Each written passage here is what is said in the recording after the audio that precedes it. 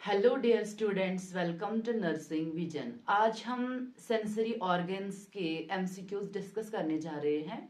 उससे पहले मैं आपको ये बताने जा रही हूँ कि जो भी मैं एमसीक्यूज डिस्कस करती हूँ यूट्यूब पे किसी भी सिस्टम के, मुझे उम्मीद है कि आप सारे स्टूडेंट्स इनको रिवाइज करोगे, इनको बार बार पढ़ोगे, ताकि जो आपको एग्जाम होगा तो उसमें आपको आसानी होगी। ठीक है, क्योंकि these are the 10 star MCQs, these are the golden MCQs, these are the most important MCQs for any exam। ठीक है, चलो हम डिस्कस करेंगे सेंसरी ऑर्गन्स के MCQs। ठीक है, फर्स्ट ऑफ ऑल अगर हम देखेंगे आई, फर्स्ट ऑफ ऑल मैं आपको थोड़ा सा इंट्रोडक्शन दूंगी आई के बारे में, उसके फंक्शंस, पार्ट्स क्या है, फिर उसके बाद हम डिस्कस करेंगे क्वेश्चंस। ठीक है, फर्स्ट ऑफ ऑल जो है, जो आउटर लेयर है आई का, इसमें होता है सेक्लेरा। क्या है?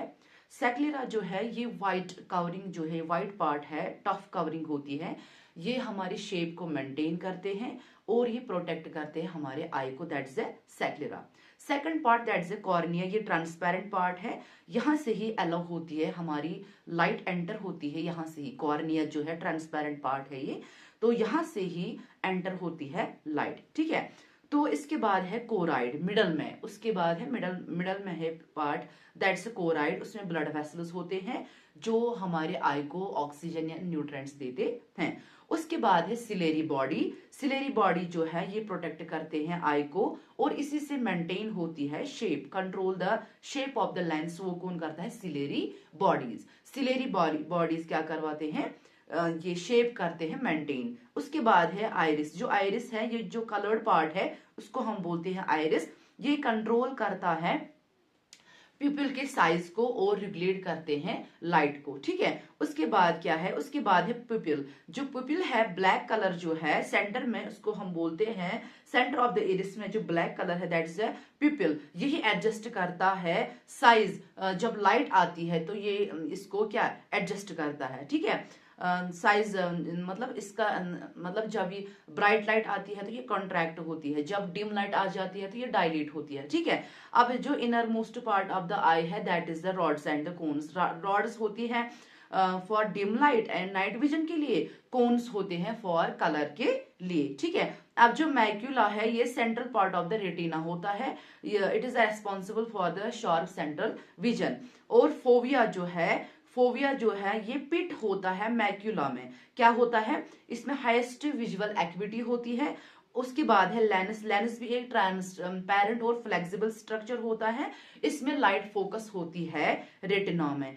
अब है एक्वस ह्यूमर। एक्वस ह्यूमर जो है ये एक क्लियर फ्लूइड होता है between cornea and the lens के बिटवीन। ये भी प्रेशर को मेंटेन करता है और नरिश करता है आई को। ठीक है, अब है विट्रस ह्यूमर। ये भी एक जेली लाइक सब्सटेंस होता है, लेकिन ये बैक साइड ऑफ द आई में होता है, दैट्स द विट्रस ह्यूमर। ये क्या करता है? Maintain the I shape, that's the vitreous humour. अब है ऑप्टिक नर्व। ऑप्टिक नर्व आपको पता ही है, वो क्या करता है? सिग्नल्स को कैरी करता है टुवर्ड्स द ब्रेन। ठीक है, from retina towards the brain. तो ये हमें पता चलता है that's dim light, that's bright light via the optic nerve. In short अगर हम फ्लो डायग्राम देखेंगे तो लाइट आती है, वो जाती है रेटिना में, रेटिना से पिपल की ओर, पिपल से फिर लेंस में जाती है, फिर लेंस में रेटिना से, रेटिना से ये ऑप्टिक ये कहाँ जाता है? ऑप्टिक नर्व से फिर ब्रेन में जाता है। इन शॉर्ट आपको याद रखना है कि ये जो भी मैंने आपको पढ़ाया ये क्या थे? सारे स्ट्रक्चर्स ऑफ द आई। ठीक है, आई के क्या क्या स्ट्रक्चर्स हैं, उसमें क्या क्या ये है, मतलब कौन कौन से ये हैं पार्ट्स है, स्ट्रक्चर्स हैं। ठीक है, अब हम देखेंगे क्वेश्चंस। क्या देखेंगे? क्वेश्चंस देखेंगे आई के। क्वेश्चन है the term use to describe oedema of the optic nerve. ठीक है, यहाँ पे क्वेश्चन है जो मैंने अभी बोला, जो ऑप्टिक नर्व है जो हमारे ब्रेन की ओर सिग्नल देता है कि यहाँ से इसने ये देखा तो इसको इंटरप्रेट कीजिए। ठीक है, तो कौन सिग्नल करता है किस ब्रेन को? दैट्स ऑप्टिक नर्व, जो हमारी आंख में होती है।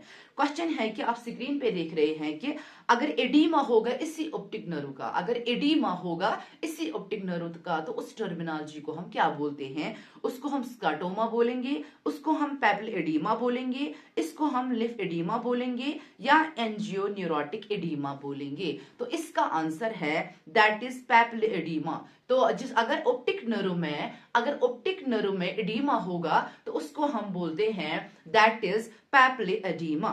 जो ये है स्काटोमा जो है ये भी एक ब्लाइंड स्पॉट होता है। अगर आईलैंड होगा, ब्लाइंड स्पॉट होगा विजुअल फील्ड में, तो उसको हम बोलते हैं स्कोटोमा।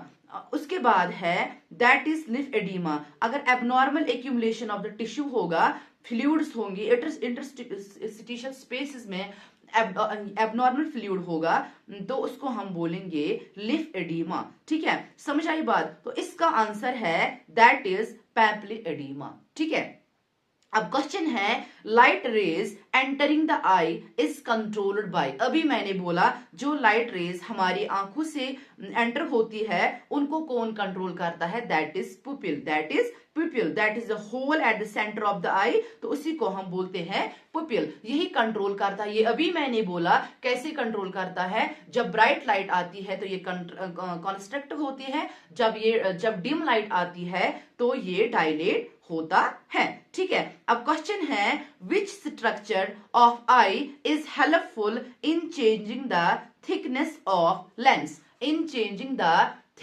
Of lens? कौन सा वाला स्ट्रक्चर है जो चेंज करता है लेंस की जो थिकनेस है वो चेंज करवाता है? उसका आएगा सेक्लेरा, उसका आएगा कॉर्निया, उसका आएगा सिलेरी बॉडी, उसका आएगा आइरिस। तो उसका आंसर है that is ciliary body. Ciliary body जो है ये आइरिस के पीछे है।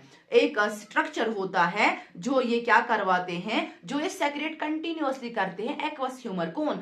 सिलेरी बॉडीज सेक्रेट करते हैं एक्वस ह्यूमर को, और उससे क्या हो जाता है, उसी से फिर चेंज होता है क्या? Thickness of lens. Thickness of lens कौन चेंज करवाता है? That is the ciliary body.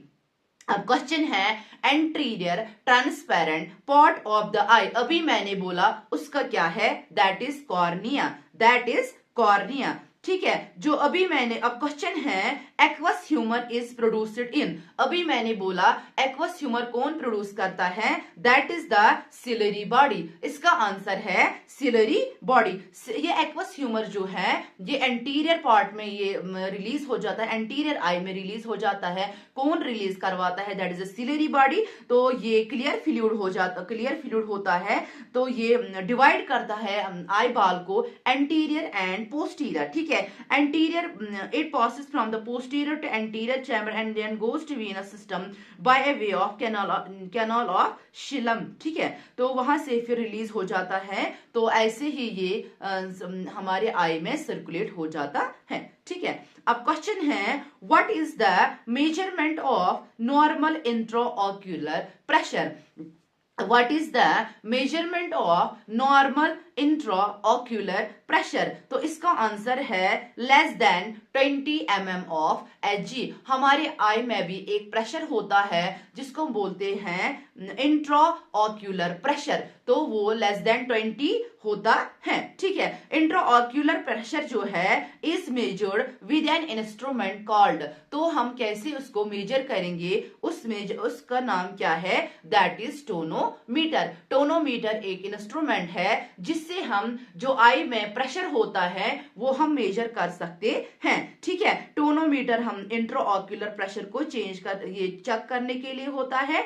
Manometer हम चेक करते हैं सियासा प्रेशर के लिए, पेरीमीटर फील्ड ऑफ विजन के लिए। समझ आई बात? ऑक्यूलोमीटर जो है ये भी आई मूवमेंट को देखने के लिए होता है। टोनोमीटर मैंने अभी बोला ये किसके लिए होता है? For measuring the intraocular pressure. ठीक है, अब क्वेश्चन है if colour blindness is due to problem with, मैंने अभी बोला रॉड्स ऑन कोन्स होते हैं, ठीक है। रॉड्स किसके लिए होती है? डिम लाइट के लिए। कोन्स किसके लिए? कलर के लिए। तो क्वेश्चन है colour blindness is due to problem with, lens में प्रॉब्लम होगी, कोन्स में प्रॉब्लम होगी, रॉड्स में प्रॉब्लम होगी, एक्वस ह्यूमर में प्रॉब्लम होगी। तो इसका आंसर है C means colour, C means cones. तो कोन्स में अगर प्रॉब्लम होगी तो दैट मीन्स कलर ब्लाइंडनेस हो सकती है, ठीक है। अब क्वेश्चन है in human body rods and cones are related to, rods and cones are related to, किसके लिए? रॉड्स एंड कोन्स किसके लिए होती हैं? हेयरिंग के लिए, स्मेलिंग के लिए, टच के लिए, विजन के लिए। तो ये किसके लिए होता है? दैट इज विजन के लिए, ठीक है। अब क्वेश्चन है which of the following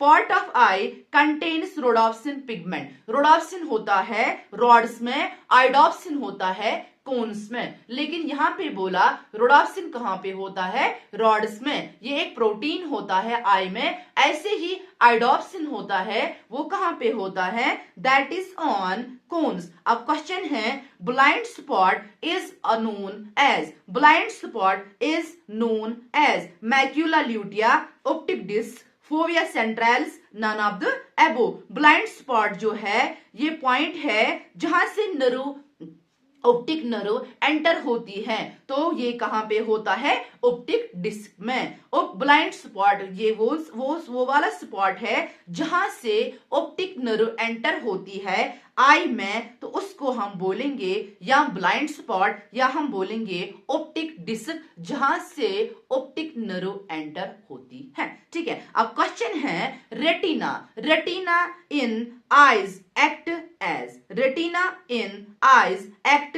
as, ये क्या एक्ट करवाता है? ये एक्ट करता है as film in the camera. क्या करता है? Act as film in the camera. ये जस्ट लाइक शटर की जस्ट लाइक होता है, जो कैमरा में जो शटर होता है उस सेम मतलब सेम वैसा ही होता है, वैसा ही एक्ट करता है रेटिना हमारे आई में एज ए शटर। तो उसी को हम बोलते हैं दैट इज ए रेटिना, ठीक है। अब क्वेश्चन है which eye structure receives stimuli and sends to brain, कौन सा वाला स्ट्रक्चर जो है जो रिसीव करता है स्टिमुलस को, फिर ये कहां ये सेंड करता है? Towards the brain. तो इसका आंसर है दैट इज रेटिना।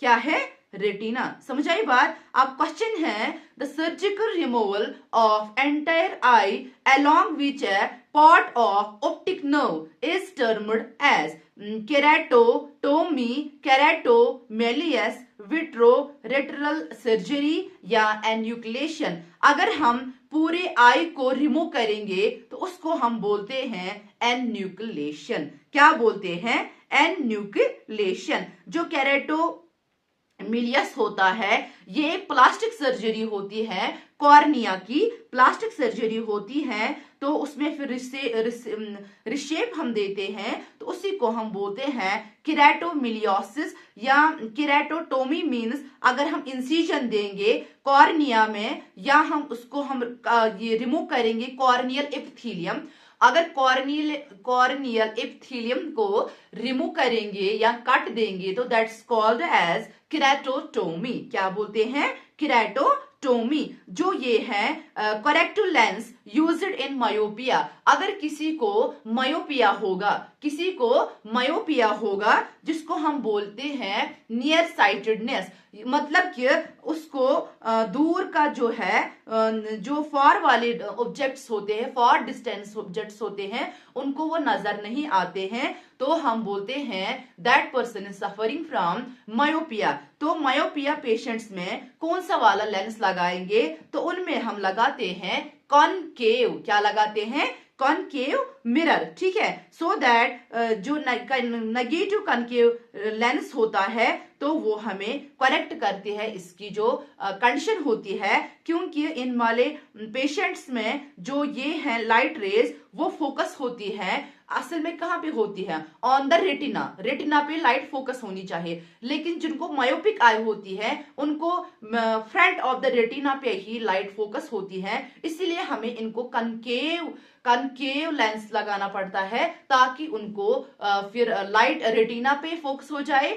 और दूर का भी दिखेगा अच्छे से। ठीक है, समझ आई बात? अब जो क्वेश्चन है, डिस्टेंट विजन जो है इज असेस्ड बाय यूजिंग, अगर किसी को हमें डिस्टेंट विजन का देखना होगा कि इसको प्रॉब्लम मत है, तो कौन सा वाला हम चेक करेंगे? हम स्नेलिन चार्ट यूज करते हैं। अगर कभी कभार किसी को आई चेकअप के लिए जाना होता है, वहां पे वो बॉक्स लगाए होता है, तो हम डॉक्टर वहां पे बोलता है कि आप ये रीड करो ABCD, तो उसको हम बोलते हैं स्नेलिन चार्ट। क्या बोलते हैं? Snellen chart. समझ आई बात? अब क्वेश्चन है, ट्राइकोमा इज द इन्फेक्शन या disease of which organ? Trachoma is the infection या डिजीज ऑफ विच ऑर्गन? ये किसका इन्फेक्शन होता है?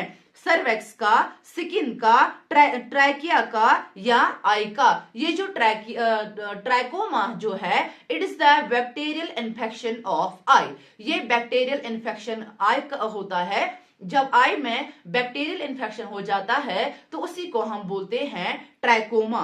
Safe strategy is recommended for control of, इसमें एक स्ट्रेटजी हम अप्लाई करते हैं फॉर ट्राइकोमा के लिए, तो इसका आंसर आएगा सेफ स्ट्रेटजी हम किसके लिए यूज करते हैं? दैट इज ट्राइकोमा के लिए। सेफ की जो फुल फॉर्म है, that means first of all S means हम सर्जरी करवाते हैं, A मीन्स उसके बाद फिर एंटीबायोटिक्स देते हैं, उसके बाद फेशियल क्लीननेस करते हैं, और लास्ट में E जो है एनवायरमेंटल चेंजेस लाते हैं। मतलब अगर जहां पे डस्ट होगी, इन्फेक्शंस होंगे, पोल्यूशन होगा, तो वहां से उसको हम फिर बोलते हैं वहां से आप अवॉइड ही करो। पहले सर्जरी, फिर उसके बाद एंटीबायोटिक्स, फिर फेशियल क्लीननेस, क्लीन रखिए यहाँ से, फिर उसके बाद हम बोलते हैं कि एनवायरमेंट चेंजेस लो। अगर आप स्मोकिंग एरिया में, स्लम्स में या पोल्यूटेड एरिया में हो तो आप वहां से दूर रहो। That is the safe strategy in the trachoma patients. ठीक है, अब क्वेश्चन है, common cause of blindness in India. Common cause of blindness in India, इसका आंसर है दैट्स कैटरैक्ट। जो कैटरैक्ट है ये ओपेसिटी ऑफ द लेंस होती है, ये ओल्ड एज में ज्यादा पाया जाता है। ठीक है, ये जो लेंस है उसमें ओपेसिटी ज्यादा बढ़ती है, तो वहां पे फिर कुछ नहीं दिखता है या क्लाउडीनेस होती है, उसी को हम बोलते हैं दैट इज अ कैटरैक्ट। तो ये it is the most common cause of blindness in the India, that's a cataract. ठीक है, समझ आई बात? अब क्वेश्चन है which of the following condition is manifestations by increased intraocular pressure? मैंने अभी बोला कि intraocular pressure less than 20 mm Hg होना चाहिए, लेकिन जिसको ज्यादा होगा ग्रेटर देन 21 से, तो उसको हम बोलेंगे that person is suffering from glaucoma. Glaucoma means जब इंट्राओक्यूलर प्रेशर रेज होगा तो उसको हम बोलते हैं that person is suffering from ये ग्लाइकोमा। ग्रेटर देन 23 होगा तो उसको हम बोलेंगे कि इसको ग्लाइकोमा है।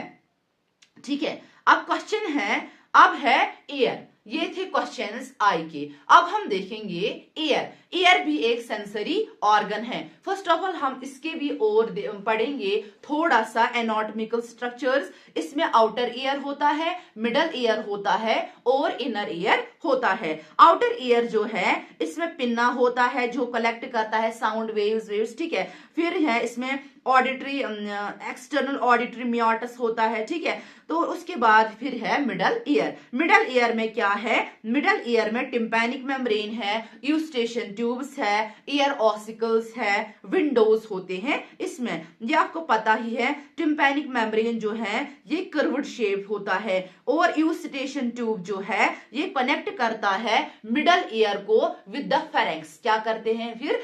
मिडल ईयर को कनेक्ट करता है विद द फेरेंक्स। इसलिए जब हम डालते हैं ना यहाँ से ईयर ड्रॉप, तो हमें यहां से फील होता है, अजीब सा फील होता है, क्योंकि यहां से कनेक्शन होता है, यूस्टेशन ट्यूब कनेक्ट होता है फेरेंक्स के साथ, ठीक है। और यहाँ पे ईयर ऑसिकल्स होते हैं, मेलस, इनकस, स्टिपीज। तो उसके बाद विंडोज होते हैं, ओवल विंडो, राउंड विंडो होती है, तो जो वहां जो फिर वाइब्रेट होते हैं जब साउंड वेव्स एक्सटर्नल ईयर से आ जाता है, फिर वो मिडल ईयर में जाता है, फिर वो इंटरनल ईयर में जाता है, वहां से ओवल विंडोज होते हैं, राउंड विंडोज, ये ओवल विंडोज होते हैं, ठीक है। तो क्या हो जाता है, जो ओवल विंडो होती है, फिर उसके बाद वाइब्रेशंस वहां पे होती है, ऑसिकल्स वहां पे होते हैं, ओवल विंडो होती है, फिर उसके बाद राउंड, ओवल विंडो के बाद फिर ऑसिकल्स, ऑसिकल्स के बाद फिर होती है राउंड विंडो, राउंड विंडो के बाद होता है फिर लास्ट में, ये लास्ट पार्ट होता है, तो वहां से पेरिलिफ होता है। तो इसमें ये इलेक्ट्रिकल इंपल्स जनरेट होती है, जब यहाँ से साउंड वेव्स हो जाती है, तो वो फिर वहां से लेके किस में ये देता है, ये क्या बोलते हैं इसको, वहां से क्रैनियल नर्व होती है, तो वो फिर सिग्नल देते हैं ब्रेन को कि इसने ये बात सुनी, इसने वो बात सुनी, तो सिग्नल किसको फिर देता है, ब्रेन को देता है, ठीक है। तो वहां से फिर इनर ईयर जो है, इनर ईयर में मैंने बोला कि विंडोज होते हैं, ओवल विंडो और राउंड विंडो, और वहां पे वेस्टिब्यूल्स होते हैं, सेमी सर्कुलर कैनाल्स होते हैं, कॉक्लिया होता है, तो जिसको हम ऑर्गन ऑफ कॉटी जो है उसको हम सेंस ऑर्गन ऑफ हेयरिंग बोलते हैं, ठीक है। समझ आई बात। इन शॉर्ट अब आपको याद रखना है कि नॉर्मली जो हम हर्ड करते हैं, हम कितना रेंज ऑफ हेयरिंग ऑडिबल कितना होता है, that's 20 to 20 hertz, 20 to 20,000 hertz हम सुन सकते हैं। इन शॉर्ट जब हमारे साउंड वेव्स आ जाते हैं बाहर से, वो फिर जाते हैं आउटर ईयर की, ईयर कलेक्ट करता है, फिर वो कहाँ भेजता है, टिम्पैनिक मेम्ब्रेन, टिम्पैनिक मेम्ब्रेन से कहाँ जाता है, टिम्पैनिक मेम्ब्रेन वाइब्रेट करता है कि किनको, ईयर ऑसिकल्स को, मेलस को, इनकेस को और स्टिपीज को, फिर वो कहाँ से, फिर वो वाइब्रेट करवाते हैं बेसल मेम्ब्रेन्स को, फिर वो स्टिमुलेट करता है मूवमेंट ऑफ हेयर सेल्स, जो ऑर्गन ऑफ कॉटी है उनको भी मूवमेंट करवाता है। उसके बाद क्या हो जाते हैं, वहां से डिपोलराइजेशन होती है, वहां से एक्शन पोटेंशियल जनरेट होता है, कहां पे, ऑर्गन ऑफ कॉटी जो इनर ईयर में होता है, वहां से डिपोलराइजेशन होती है, एक्शन पोटेंशियल जनरेट हो जाता है वहां से, फिर वहां से न्यूरॉन्स होते हैं, वो फिर न्यूट्रल सिग्नल देते हैं, और किसको, जो ऑडिटरी सेंटर होता है हमारे ब्रेन में, जहां से हम फिर हियर कर सकते हैं। All these are the anatomy and the physiology of the ear. अब क्वेश्चन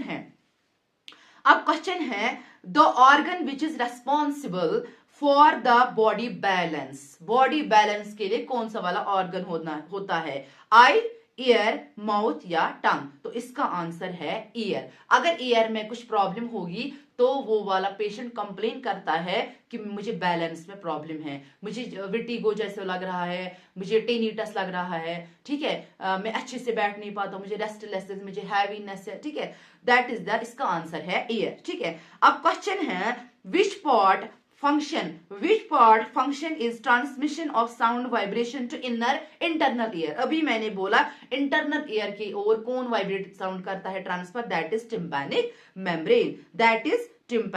मेम्ब्रेन, अब क्वेश्चन है the 3 auditory ossicle structures present in the inner year. तो कौन कौन से 3 ऑसिकल्स है, इसका आंसर है MIS, MIS, that means malleus, incus and stapes, ठीक है। अब क्वेश्चन है most of the infectious spread to the inner ear from the throat.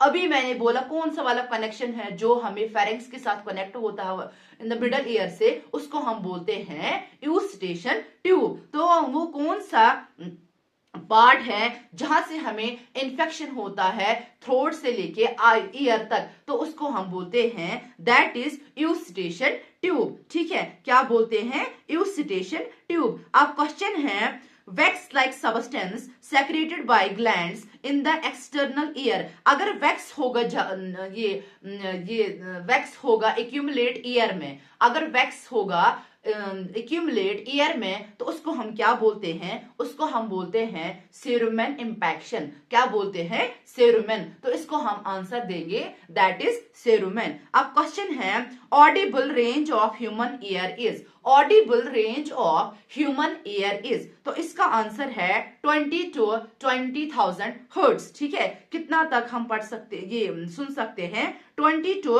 20,000 hertz. ठीक है, समझ आई बात। अब क्वेश्चन है equipment used in examination of year is called, अगर हम वो कौन सा इक्विपमेंट है जिससे हम ईयर की एग्जामिनेशन करते हैं, उसको हम बोलते हैं ओटास्कोप। क्या बोलते हैं, ओटास्कोप। ठीक है, अब क्वेश्चन है infections of the middle ear is called, अगर इन्फेक्शन होगा मिडल ईयर में, अगर इन्फेक्शन होगा मिडल ईयर में, तो उसको हम क्या बोलते हैं, उसको हम बोलते हैं ओटाइटिस मीडिया। मिडल वाले ईयर को इन्फेक्शन होगा, then we call it as otitis media. अब क्वेश्चन है while installing ear drops the ear canal of an adult is strained by pulling pinna। देखो, अगर हमें ईयर ड्रॉप डालना होगा किस वाले में, एडल्ट में, क्वेश्चन आएगा एडल्ट या चाइल्ड में, ये ध्यान रखना, वहां पे लिखा होगा एडल्ट में। क्वेश्चन है अगर एडल्ट को ईयर ड्रॉप डालना होगा तो आप क्या करोगे, आप कैसे करोगे, हम करेंगे ऐसे, ईयर कैनाल को अप एंड बैकवर्ड करेंगे, हम क्या करेंगे, अप एंड बैकवर्ड करेंगे। ठीक है, अगर चाइल्ड होगा तो उसमें होगा डाउन एंड बैकवर्ड। अगर एडल्ट होगा, एडल्ट में अगर ईयर ड्रॉप डालना होगा, एडल्ट मींस अप, जो बड़ा होगा, मतलब अपवर्ड एंड बैकवर्ड। जो चाइल्ड होगा, छोटा means backward and downward, backward and downward. ठीक है, डायरेक्टली हमें नहीं डालना है ईयर ड्रॉप। ठीक है, हमें पहले इसको क्या करना है, अप एंड बैकवर्ड करना है। ठीक है, समझ आई बात। अब क्वेश्चन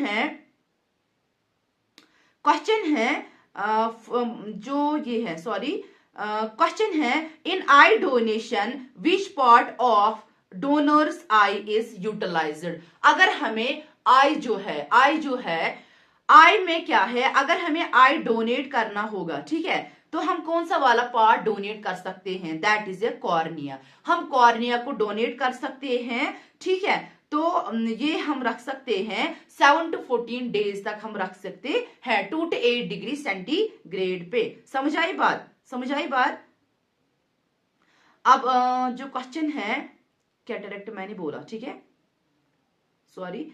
उसके बाद है क्वेश्चन है, एक क्वेश्चन है, इसमें 2 टेस्ट हम पढ़ते हैं, किसमें, इसमें हम 2 टेस्ट पढ़ते हैं, Weber test and Rinne test. किसमें, ईयर में हम चेक करते हैं कुछ प्रॉब्लम मत है। वेबर टेस्ट हम करते हैं हम यहाँ पे ट्यूनिक फॉर्क लगाते हैं, हम उसको वाइब्रेट करते हैं, हम देखते हैं कि इसमें हम देखेंगे कुछ प्रॉब्लम है। नॉर्मली जो नॉर्मल बंदा होगा जिसको कोई प्रॉब्लम नहीं होगी, वो क्या करता है, वो यहाँ पे भी वो वैसा ही सुनेगा, यहाँ पे भी, मतलब सेम, नो लेटरलाइजेशन, उसमें कोई डिफरेंस नहीं होगी। तो नॉर्मली हम यहाँ पे ट्यूनिक फोक रखेंगे, ऐसे इसको वाइब्रेट करेंगे, तो जो नॉर्मल इंसान होगा, जो नॉर्मल पर्सन होगा, वो बोलेगा मुझे यहां से भी सुनाई दे अच्छे से, यहां से भी। लेकिन जिसको प्रॉब्लम होगी, फॉर एग्जाम्पल जिसको इस वाले में प्रॉब्लम होगी, फॉर एग्जाम्पल जिस कान में प्रॉब्लम होगी उसमें वो उसको ज्यादा सुनेगा, दैट मीन्स उसको कंडक्टिव हेयर लॉस है। ठीक है, और जिसमें अगर नॉर्मल ईयर में उसने ज्यादा सुना, फॉर एग्जाम्पल पेशेंट ने कंप्लेंट किया मुझे इस वाले में पेन है, ठीक है, तो अगर उसने इस वाले में ज्यादा सुना, इस वाले में नहीं सुना, दैट मीन्स उसको सेंसोरियल हियरिंग लॉस है। ठीक है, तो इसको बोलते हैं वेबर टेस्ट। दूसरा टेस्ट हम करते हैं, दैट इज रिनी टेस्ट करते हैं check air conduction and bone conduction. ठीक है, एयर कंडक्शन मीन्स नॉर्मली जब हम हवाई में ट्यूनिक फोक को रखते हैं तो वहां वो वाली साउंड हमें ज्यादा सुनाई देती है as compare to bone conduction, क्योंकि वहां से एयर में साउंड वेव ज्यादा मतलब जल्दी पास आउट फास्ट चलते हैं। ठीक है, तो नॉर्मली हम क्या करेंगे, हम पहले करेंगे ट्यूनिक फोक को हम ईयर में रखेंगे। ठीक है, तो जिसको नॉर्मली जो बंदा होगा उसको एयर कंडक्शन जिसको होगी, हम मतलब हम रखेंगे हवा में रखेंगे ट्यूनिक फॉर्क, उसको स्ट्रोक करेंगे तो हम बोलेंगे हाँ हमने ये आवाज सुनाई दी, ठीक है। फिर इसके बाद बोन पे रखेंगे, ठीक है, यहाँ पे स्ट्राइक करेंगे मैस्टॉइड बोन पे।